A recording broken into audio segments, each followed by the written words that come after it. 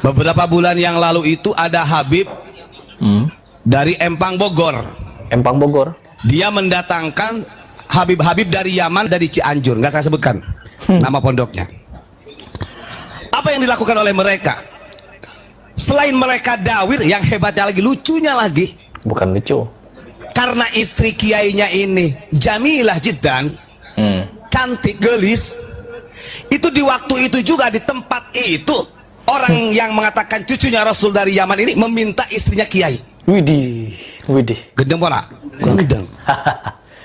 Dengan alasan kalau tidak kau ikhlaskan, tidak ditafsirkan, dipasrahkan kepada saya, kau tidak akan dapat syafaat, katanya. Wush. Kan gendeng. Gendeng. Ya namanya orang itu muhibin, karena wis kadung percaya itu duriannya Rasul, ya rela. Widih. Ini fakta nih. Allah. Kapan hari saja. Allahu Akbar, teman-teman. Saya juga tidak asing ya dengan cerita-cerita seperti ini. Ada Habib-Habib yang dengan sengaja memang ke pesantren. Mereka itu ya mencari-cari perempuan. Dan cerita ini juga bukan disampaikan oleh satu orang seperti Ubad ini, tapi disampaikan oleh beberapa orang juga. Salah satunya adalah Guru Gembul. Cadar tuh di kami itu biasa-biasa aja, cuman masalahnya pesantren kami itu sering kedatangan Habib. Kedatangan Habib. Jadi si Habib-Habib itu sering datang ke situ, kemudian matanya jelalatan, lihat santri-santri cantik-cantik, biasanya milih. Oh. Itu bisa nggak dibawa pulang. Nah gitu, banyak di antara Habib-Habib yang datang ke pesantren itu mengatasnamakan bahwa saya ini Habib, bahwa saya punya daftar genealogis tertentu, silsilah bla bla dengan Nabi Muhammad sekian-sekian. Maka di sini ada yang cantik, ada yang seperti itu, dan itu sering terjadi. Nah si pimpinan pesantren itu, kalau yang mintanya Habib, saya Kira-kira dapat informasi dari mana Guru Gembul ini ya, teman-teman? Tapi kalau melihat fenomena yang terjadi, bisa dipertanggungjawabkan. Contohnya seperti Habib Toha bin Yahya. Di mana Habib Toha bin Yahya? Oh, jangankan ngamar, teman-teman. Enggak, dia agak ngamar. Di musola, berzina dengan istri jemaahnya di musola. Bahkan ada berita-berita yang sengaja ditutup-tutupi begitu. Bahkan ada Habib yang bergelar Al-Atos kalau tidak salah di situ. Dia menjadi dobol, dan setelah dia menjadi dobol ngapain? Megang-megang kemaluan pasiennya. Ya, pasiennya dihipnotis di ruang tamu, tiba-tiba bangun sudah di kamar katanya. Sudah bangun di ranjang. Aduh. Kalau ada oknum-oknum Habib datang ke pesantren ini, malah melihat siapapun yang cantik harus diberikan, termasuk dari istri kiainya. Na'udzubillahi min dzalik. Kalau begini bagaimana? Miris. Ya, mirisnya negeri ini itu berasa dijajah. Dijajah dengan berkedok agama. Mereka berkedok mengaku sebagai keturunan Nabi. Ngeri, teman-teman. Ya, kalau kita melihat fenomena para habaib di Indonesia ini, ngeri-ngeri ceritanya. Saya suka lucu-lucu ya ketika mereaction habaib ini. Dulu mungkin saya agak keras mereaction mereka, tapi semakin kesini makin lucu. Kabar-kabar yang saya dengar itu semakin lucu, terlebih kabar-kabar yang seperti ini. Baik teman-teman, silahkan kalian berkomentar di bawah. Apa pendapat kalian dan bagaimana cara kalian memberikan tanggapan mengenai fenomena ini?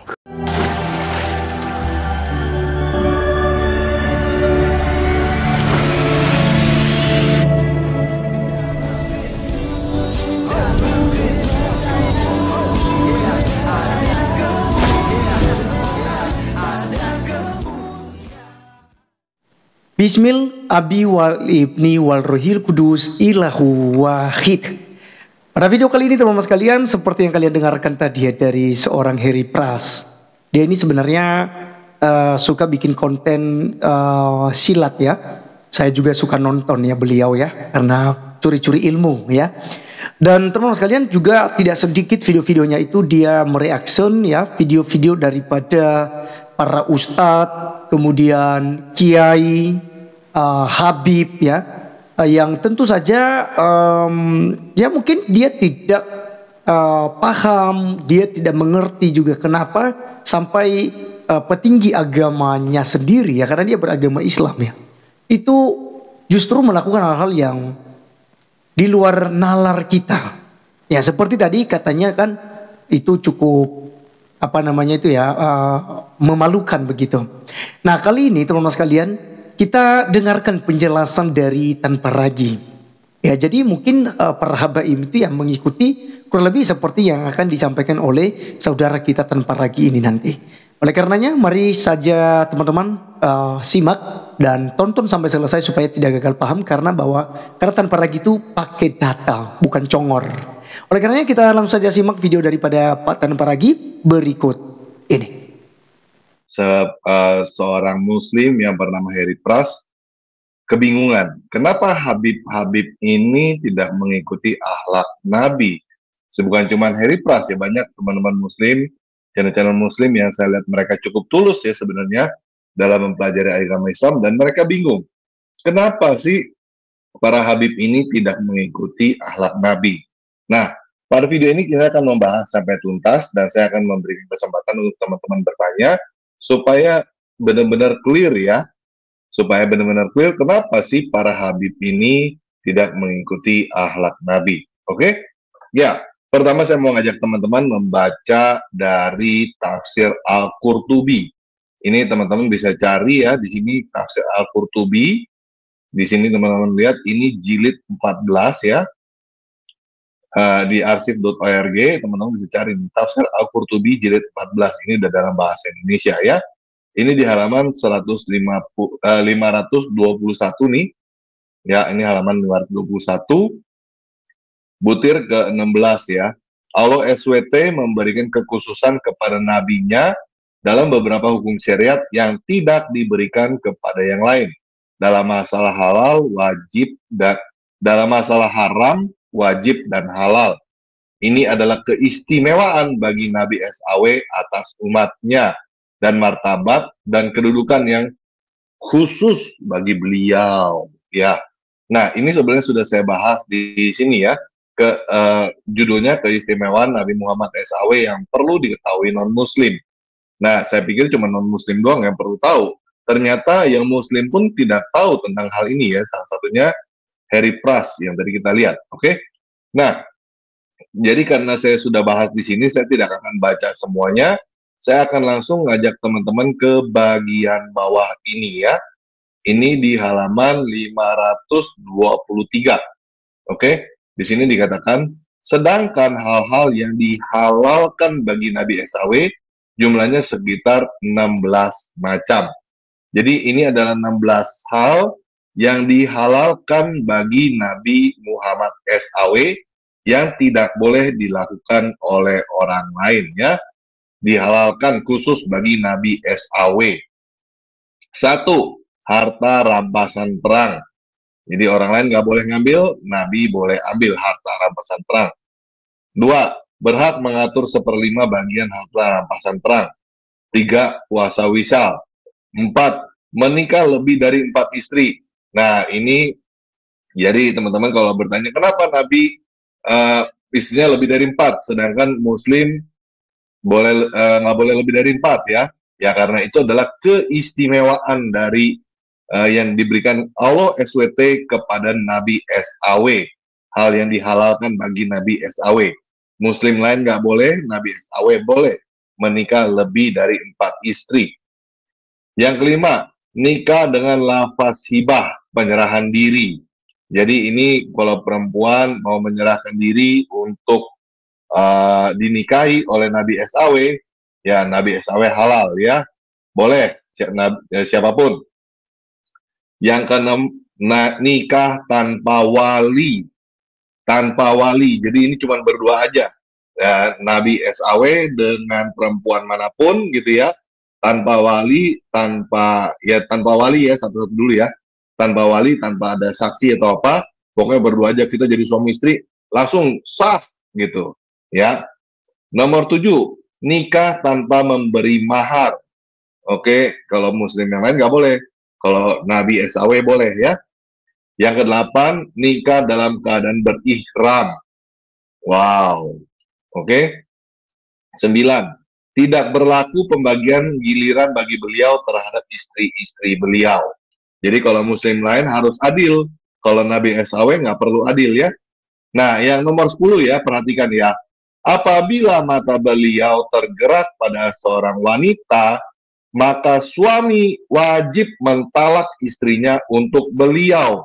Dan Nabi SAW halal menikahi wanita tersebut. Ya, saya ulangin ya. Apabila mata Nabi SAW tergerak pada seorang wanita, ngelihat perempuan ya, nah lihat perempuan ini yang udah bersuami, maka suaminya itu wajib menceraikan istrinya untuk Nabi SAW.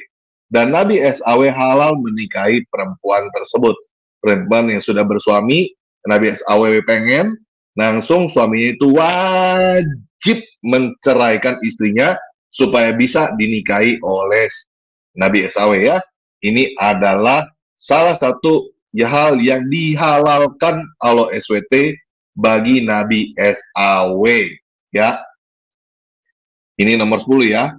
Ibnu Al-Arabi berkata, beginilah yang dikatakan oleh Imam Al-Haramain, penjelasan serta contohnya sudah banyak disebutkan oleh para ulama, yaitu cerita Zaid dan istrinya.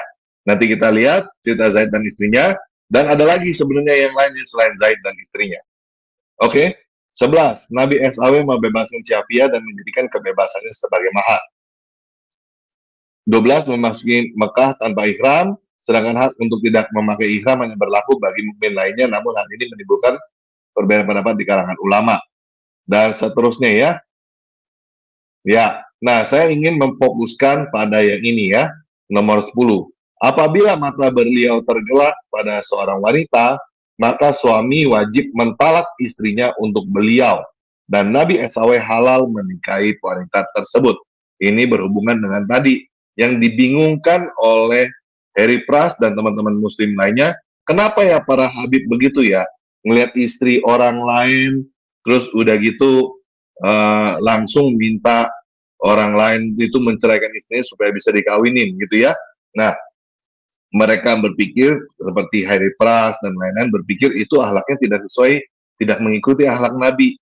Jadi kenapa para habaib tidak mengikuti akhlak Nabi? Jawabannya adalah karena kamu kurang literasi. Kamu nggak tahu sebenarnya akhlak Nabi kamu tuh seperti apa, ya? Karena kamu yang kurang baca, oke? Kamu nggak tahu Nabi kamu tuh seperti apa. Nah lanjut ya. Ini 16, apabila Nabi SAW talak istrinya, maka istrinya tidak boleh menikah dengan laki-laki lain. Selain itu, Nabi SAW boleh mengambil makanan maupun minuman dari orang yang lapar maupun yang kehausan, meskipun orang yang bersamanya takut dirinya akan celaka. Hal itu berdasarkan firman Allah, Nabi lebih utama bagi orang mukmin daripada dirinya sendiri. Al-Azab, surah yang 33 ayat 6 ya. Jadi ini pengemis yang lapar haus boleh diembat makanannya sama minumannya oleh Nabi SAW. Ini ada firmannya, wahyu dari Allah SWT ya. Katanya dari Allah SWT ya. Nah ini dari Allah SWT keluarnya dari mulut siapa? Dari mulut ya Nabi Muhammad itu sendiri. Jadi menurut dia, jadi isinya gini ya,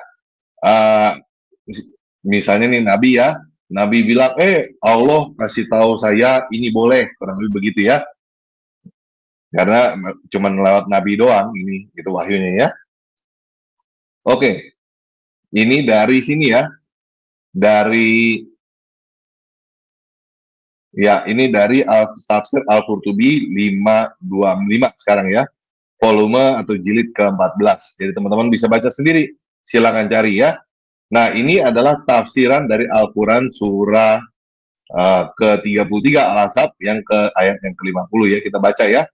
Wahai Nabi dalam kurung Muhammad, sesungguhnya kami telah menghalalkan bagimu istri-istrimu yang telah engkau berikan mas kawinnya, dan hamba sahaya yang kau miliki dari apa yang kau peroleh dalam peperangan yang dianugerahkan Allah untukmu, dan demikian pula anak-anak perempuan dari saudara laki-laki bapakmu, anak perempuan dari saudara perempuan bapakmu, anak perempuan dari saudara laki-laki ibumu, anak perempuan dari saudara perempuan ibumu yang turut hijrah bersamamu, dan perempuan mukminat yang menyerahkan dirinya kepada Nabi jika Nabi ingin menikahinya sebagai kekhususan bagimu, bukan untuk bagi orang mukmin lainnya.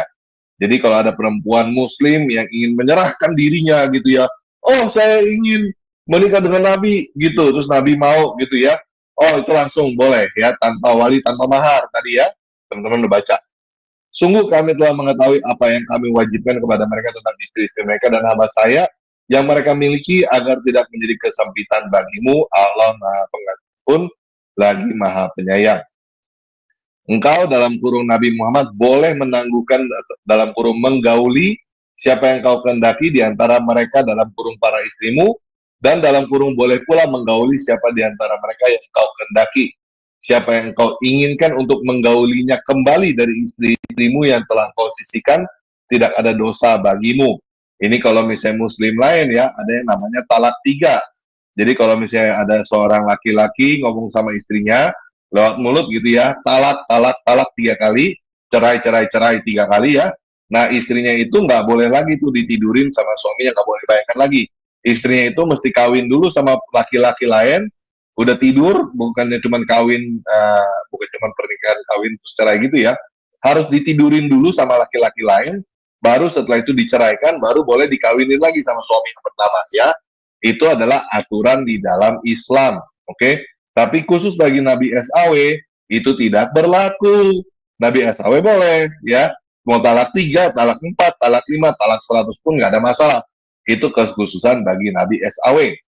Itu adalah lebih dekat untuk menyenangkan hati mereka. Mereka tidak merasa sedih, semua rela dengan apa yang kau berikan kepada mereka. Allah mengetahui apa yang dalam kurung tersimpan dalam hatimu. Allah Maha mengetahui lagi Maha penyantun. Oh ya, Allah Maha mengetahui apa keinginan Nabi SAW. Artinya ya,